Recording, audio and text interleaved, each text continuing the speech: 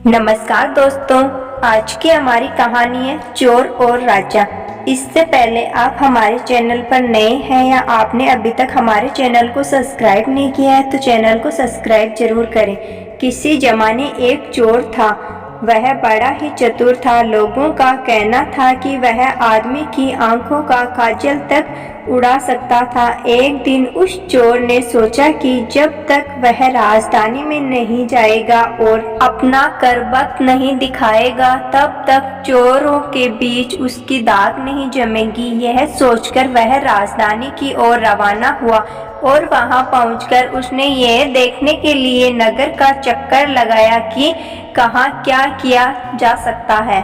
उसने तय किया कि राजा के महल से अपना काम शुरू करेगा। राजा ने रात दिन महल की रखवाली के लिए बहुत से सिपाही तैनात कर रखे थे। बिना पकड़े गए परिंदा भी महल में नहीं घुस सकता था। महल में बहुत बड़ी घंटी लगी थी जो दिन रात का समय बताने के लिए घंटे बजाती रहती थी। चोर ने लोहे की कुछ कीलें इकट्ठी की और जब रात को घंटी ने 12 बजाए तो घंटे की हर आवाज के साथ वह महल की दीवार में एक एक कील ठोकता गया। इस तरह बिना शोर किए उसने दीवार में 12 कीलें लगा दी। फिर उन्हें पकड़कर वह ऊपर चढ़ गया और महल में दाखिल हो गया। इसके बाद वह खजाने में गया और वहां से बहुत से हीरे चुरा लिया। अगले दिन जब चोरी का पता लगा तो मंत्रियों ने राजा को इसकी खबर दी। राजा बड़ा हैरान और नाराज हुआ। उसने मंत्रियों को आज्ञा दी कि शहर की सड़कों पर गश्त करने के लिए सिपाहियों की संख्या दूनी कर दी जाए और अगर रात के समय किसी को भी घूमते हुए पाया जाए तो उसे चोर समझकर गिरफ्तार कर लिया जाए। जिस समय दरबार में यह ऐलान हो रहा था, एक नागरिक के भेष में चोर मौजूद था। उसे सारी योजना की एक एक बात का पता चल गया था। उसे फौरन यह भी मालूम हो गया कि कौन से 26 सिपाही शहर में गश्त के लिए चुने गए हैं। वह सफाई से घर गया और साधु का बाना धारण करके उन 26 सिपाहियों की बीवियों से जाकर मिला। उनमें से हर एक इस बात के लिए उत्सुक थी कि उसकी पति ही चोर को पकड़े और राजा से इनाम ले। एक एक करके चोर उन सब के पास गया और उनके हाथ देख देख कर बताया कि वह रात उसके लिए बड़ी शुभ है। उसके पति की पोशाक में चोर उसके घर आएगा, लेकिन देखो चोर को अपने घर के अंदर मत आने देना, नहीं तो वह तुम्हें दबा देगा। घर के सारे दरवाजे बंद कर लेना और भले ही वह पति की आवाज में बोलता सुनाई दे, उसके ऊपर जलता कोयला फेंकना। इसका नतीजा यह होगा कि चोर पकड़ में आ जाएगा। सारी स्त्रियां रात को चोर के आगमन के लिए तैयार हो गई।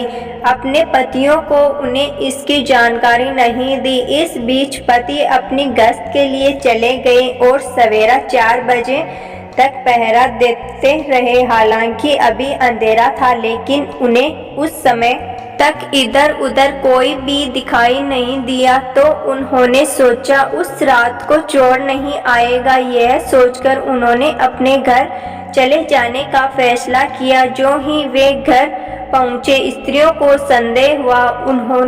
उन्होंने चोर की बताई कार्रवाई शुरू कर दी। फल वह हुआ कि सिपाही चल गए और बड़ी मुश्किल से अपनी स्त्रियों को विश्वास दिला पाए कि वे ही उनके असली पति हैं और उनके लिए दरवाजा खोल दिया जाए। सारे पतियों के जल जाने के कारण उन्हें अस्पताल ले जाया गया। दूसरे दिन राजा दरबार में आया तो उसे सारा हाल सुनाया गया। सुनकर राजा बहुत चिंतित हुआ और उसने कोतवाल को संदेश दिया कि वह स्वयं जाकर चोर पकड़े। उस दिन कोतवाल ने तैयार होकर शहर का पहरा देना शुरू किया।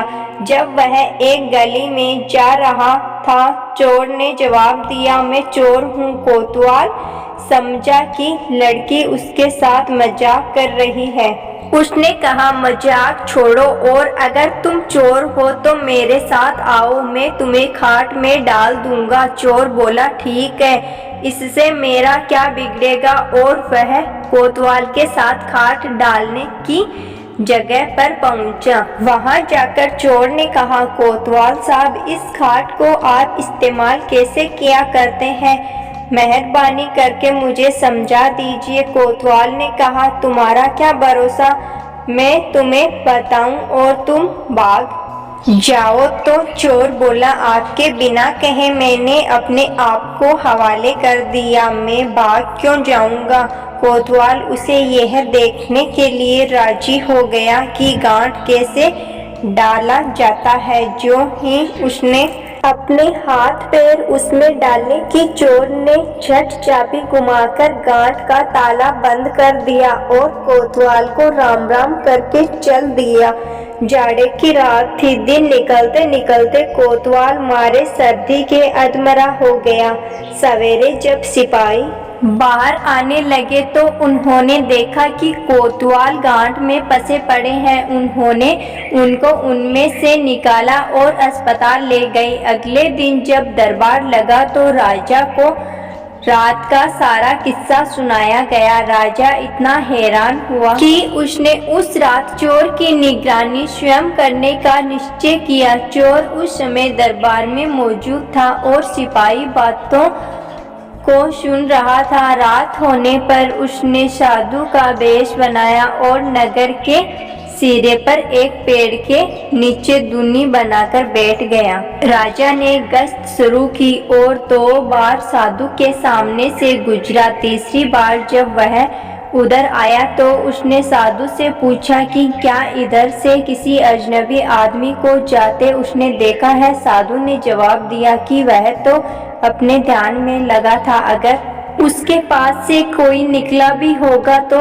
उसे पता नहीं। यदि आप चाहे तो मेरे पास बैठ जाइए और देखते रहिए कि कोई आता जाता है या नहीं। यह सुनकर राजा के दिमाग में एक बात आई और उसने फौरन तय किया कि साधु उसकी पोशाक पहनकर शहर का चक्कर लगाए और वह साधु के कपड़े पहनकर वहां चोर की तलाश में बैठे। आपस में काफी बहस मुबाहिसे और 2-3 बार इनकार करने के बाद आखिर चोर राजा की बात मानने को राजी हो गया और उन्होंने आपस में कपड़े बदल दिए। चोर तत्काल राजा के घोड़े पर सवार होकर महल में पहुंचा और राजा के सोने के कमरे में जाकर आराम से सो गया। बेचारा राजा साधु बना चोर को पकड़ने के लिए इंतजार कर रहा। सवेरे के कोई 4 बजे आए। राजा ने देखा कि न तो साधु लौटा और कोई आदमी या चोर उस रास्ते से गुजरा तो उसने महल में लौट जाने का निश्चय किया। लेकिन जब वह महल के फाटक पर पहुंचा तो संतरियों ने सोचा राजा तो पहले ही आ चुका है, हो न हो यह चोर है जो राजा बनकर महल में घुसना चाहता है। उन्होंने राजा को पकड़ लिया और काल कोठरी में डाल दिया। राजा ने शोर मचाया पर किसी ने भी उसकी बात न सुनी। दिन का उजाला होने पर काल कोठरी का पहरा देने वाला संतरी ने राजा का चेहरा पहचान लिया और मारे डर के थर थर कांपने लगा। वह राजा के पैरों पर गिर पड़ा। राजा ने सारे सिपाहियों को बुलाया और महल में गया। उधर चोर जो रात भर राजा के रूप में महल में सोया था, सूरज की पहली किरण फूटते ही राजा की पोशाक में और उसी के घोड़े पर रफू चक्कर हो गया। अगले दिन जब राजा अपने दरबार में पहुंचा तो बहुत ही हसरत था। उसने ऐलान किया कि अगर चोर उसके सामने उपस्थित हो जाएगा तो उसे माफ कर दिया जाएगा और उसके खिलाफ कोई कार्रवाई नहीं की जाएगी, बल्कि उसकी चतुराई के लिए उसे इनाम भी मिलेगा। चोर वहां मौजूद था ही फौरन राजा के सामने आ गया और बोला, महाराज मैं ही वह अपराधी हूँ। इसके सबूत में उसने राजा के महल में जो कुछ चुराया था वह सब कुछ सामने रख दिया। साथ ही राजा के पोशाक और उसका घोड़ा भी राजा ने उसे गांव इनाम में दे दिया और वादा किया कि वह आगे चोरी करना छोड़ देगा। इसके बाद चोर खूब आनंद से रहने लगा। उम्मीद करती हूँ दोस्तों आज की मेरी ये कहानी आप सभी को बहुत पसंद आई होगी। अगर कहानी अच्छी लगी हो तो हमारे चैनल को लाइक सब्सक्राइब जरूर करना। धन्यवाद।